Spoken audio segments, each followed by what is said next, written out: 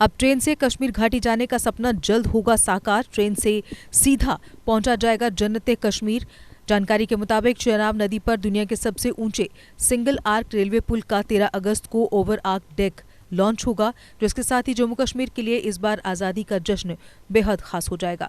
13 अगस्त को चेनाब नदी पर दुनिया के सबसे ऊंचे सिंगल आर्क रेलवे पुल के ओवर आर्क डेक के लॉन्च की तैयारी पूरे जोरों पर है।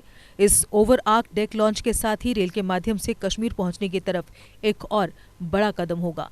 रेलवे ने शनिवार को एक और कदम आगे बढ़ाते हुए चेनाब दरिया पर बन रहे विश्व के सबसे ऊंचे रेलवे पुल के गोल्डन जॉइंट आपस में जोड़ दिए हैं।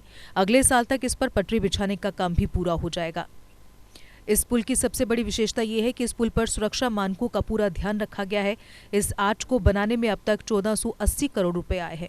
आपको बता दें कि ये आर्च विश्व में रेलवे की सबसे बड़ी आर्च है। इस पर अभी तक 1480 करोड़ रुपए खर्च हो चुके हैं, जिसमें सुरक्षा मानकों का पूरा ध्यान रखा गया है। इस पुल पर जब ट्रेन गुजरेगी तो हवा की गति 120 किलोमीटर प्रति घंटा होगी, लेकिन रेलवे ने 260 किलोमीटर प्रति घंटा तक सहन करने की क्षमता बनाई है। ये पुल 1.315 किलोमीटर लंबा है। ये सबसे ऊंचा रेलवे पुल एफिल टावर से भी 35 मीटर ऊंचा है। इसके नदी तल से ऊंचाई 359 मीटर है। आज जो ज्वाइंट है गोल्डन ज्वाइंट, इसको हम सुनहरा ज्वाइंट बोलते हैं। सुनहरा क्यों? हमारे लिए एक सुनहरा पल है। क्योंकि पहले जब हमने आर्च बनाया है वो बहुत ही एक विषम टेक्निकल कार्य है, और उसको पूर्ण करने के लिए जब इसका लास्ट जो पोर्शन डाला गया था, लास्ट इसका जो हिस्सा था वो था अप्रैल 2021 में डाला गया था।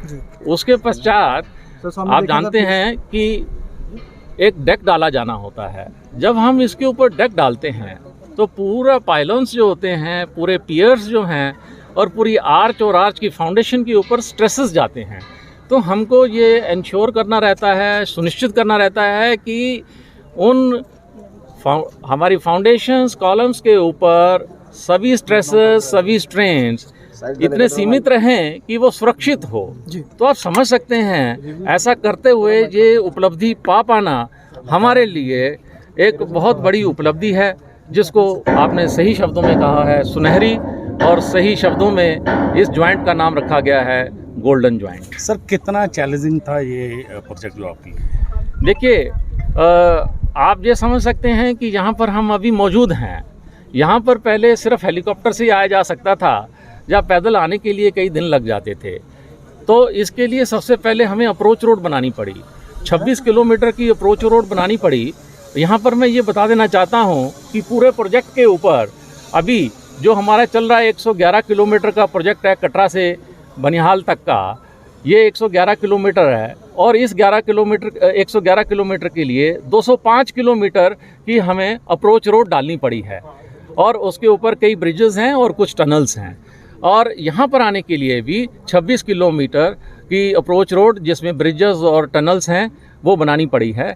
तो पहला कठिनाई ये। फिर उसके बाद आप जान सकते हैं कि जो बड़े दुर्गामी जगह हैं, वहाँ पर जो स्टाफ का बाहर से आना, टेक्निकल स्टाफ का बाहर से आना, ये अपने आप में उनके लिए भी एक कठिन विषय होता है। अपने पूरे परिवार को अपने संग रख कर के कि उनसे अनुमति ले कर के ऐसी जगह पर आना। और आप सब जानते हैं कि बाहरी व्यक्ति के लिए, जम्मू कश्मीर से जो व्यक्ति बाहर रहता था, तो उसकी जो एक मनोस्थिति थी कि एक ऐसी जगह पे जा रहे हैं जहाँ पर जो हालात थोड़ा ठीक नहीं हैं। तो ये, जैसे आपको मालूम है, लंबे टाइम से चला आ रहा है ये प्रोजेक्ट, तब से लेकर के अब तक का जो है, जो लोग यहाँ पर रहे हैं उन्होंने बड़े ही धैर्यपूर्ण कार्य करते हुए इसके ऊपर ये उपलब्धि प्राप्त की है। और हमारे भारतवर्ष की जितनी भी प्रीमियर इंस्टीट्यूट्स हैं, चाहे वो IIT दिल्ली हो, रुड़की हो, Indian institute of sciences Bangalore हो, और भी जियोलॉजिकल सर्वे ऑफ इंडिया हो, और remote sensing agency of India हो, जितनी भी प्रीमियर इंस्टीट्यूट्स रही हैं, उन सब का इसमें जो है योगदान है।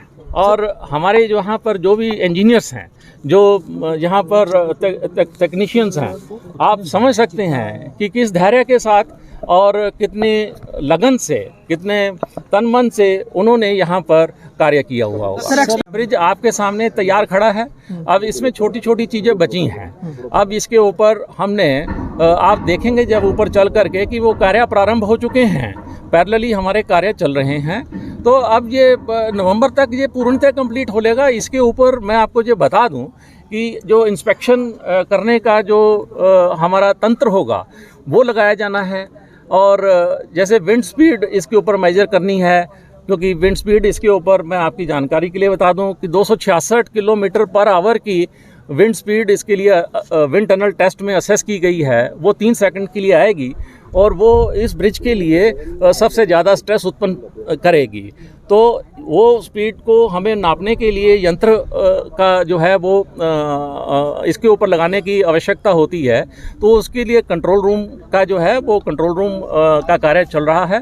तो इस प्रकार के जो कार्य हैं जो कि अब बहुत महत्वपूर्ण हैं, परंतु उस प्रकार से अगर देखें कि ये जो ब्रिज की जो स्ट्रक्चर आपको नज़र आ रही है जो इतनी बड़ी है, उसके मुकाबले में अब कार्य जो है बहुत कम बचा है। सर कब तक उम्मीद रखें कि इस पर ट्रेन जो है वो कश्मीर तक दौड़ना शुरू हो जाएगी? हमारे आप जानते हैं कि हिमालय की जियोलॉजी वर्ल्ड में यंगेस्ट है, टेक्टोनिकली एक्टिव है।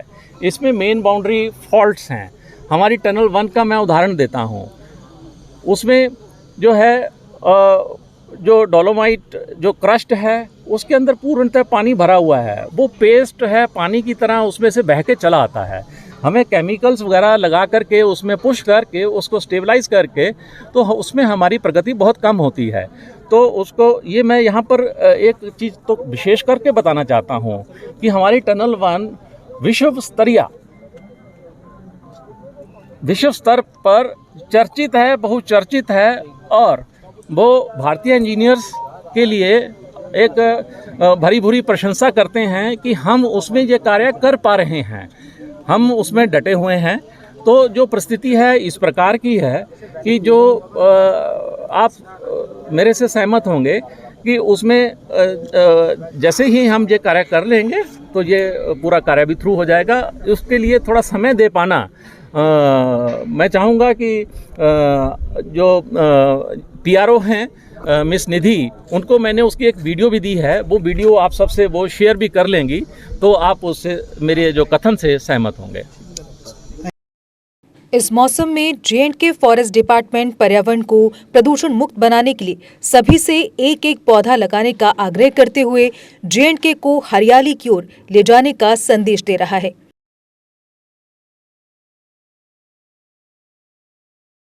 J&K फॉरेस्ट डिपार्टमेंट का कहना है कि इस मॉनसून में सभी सहयोग देकर J&K को ग्रीनरी की ओर ले जाएं।